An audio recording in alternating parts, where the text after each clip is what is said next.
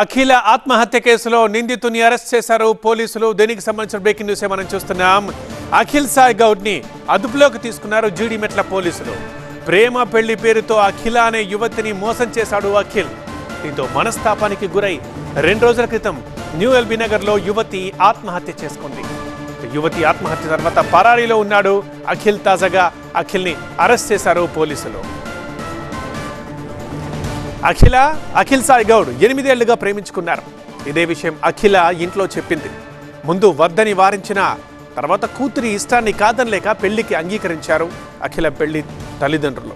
తను అంతా బాగానే ఉందనుకునే లోపే ప్రియుడు అఖిల్ గౌడ్లోని రాక్షసుడు నిద్రలేచాడు.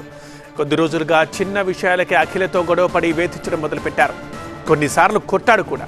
వేధింపుల డోస్ పెంచడంతో పాటు ఒకరోజు ఏకంగా పెళ్లే చేసుకోను పో అంటూ తేల్చి చెప్పేశాడు.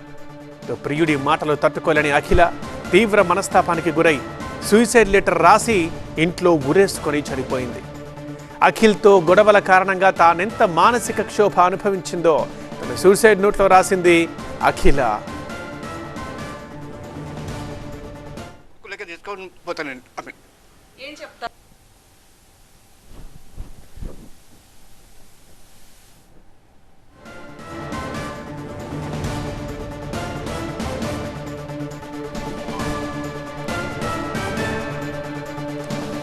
అఖిల ఆత్మహత్య కేసులో నిందితుడు అఖిల్ని అరెస్ట్ చేశారు జీడిమెట్ల పోలీసులు.